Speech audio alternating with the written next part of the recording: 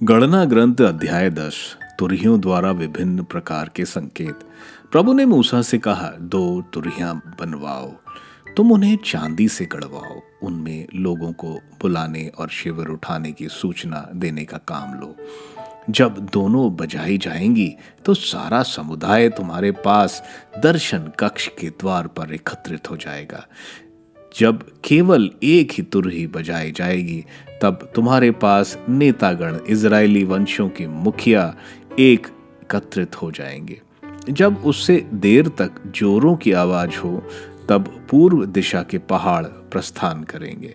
जब दूसरी बार जोरों से देर तक आवाज हो तब दक्षिण के पड़ाव प्रस्थान करेंगे। जब प्रस्थान करना हो तो देर तक जोरों की आवाज में उन्हें बजाया जाए, और जब समुदाय को एकत्रित करना हो तो देर तक जोर से बजवाकर सामान्य रूप से बजवाओ।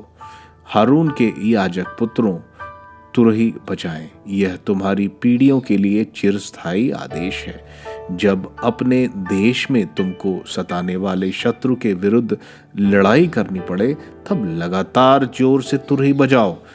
इससे प्रभु तुम्हारे ईश्वर को तुम्हारा स्मरण हो जाएगा और तुम अपने शत्रुओं के हाथों से सुरक्षित रहोगे। अपने आनंद के दिनों, अपने उत्सवों, अमावस की होम बलियों और शांति बलियों के अवसर पर तुरही बजवाओ। ये प्रभु को तुम्हारा स्मरण कराएगी। मैं प्रभु तुम्हारा ईश्वर हूँ। प्रस्थान का कम्र।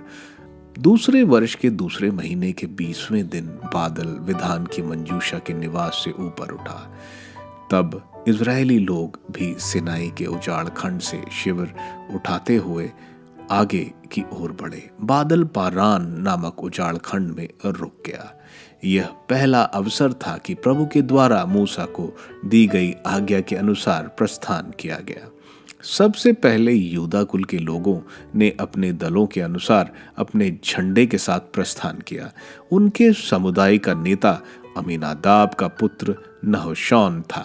सुआर का पुत्र नताएल इसकार कुल वालों का नेता था। हेलोन का पुत्र एलियाब जुबिलोन कुल वालों का नेतृत्व कर रहा था।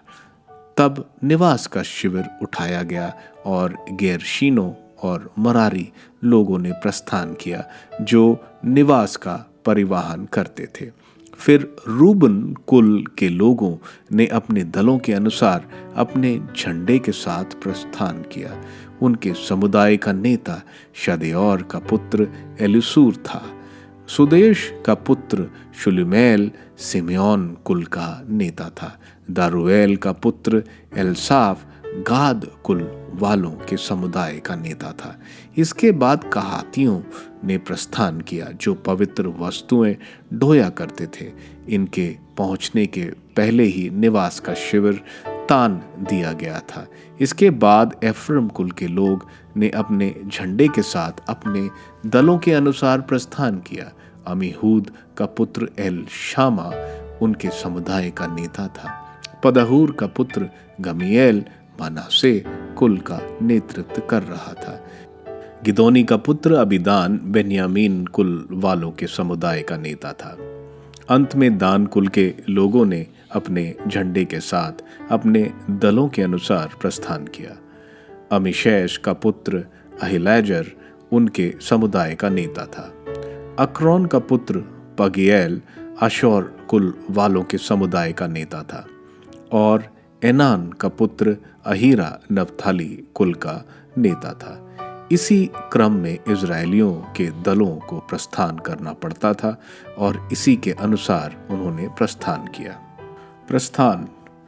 मूसा ने अपने ससुर मिद्यानी राउएल के पुत्र होबाब से कहा, अब हम वह देश जाएंगे जिसके विषय में प्रभु ने यह वचन दिया था कि मैं उसे तुम्हें दे दूंगा।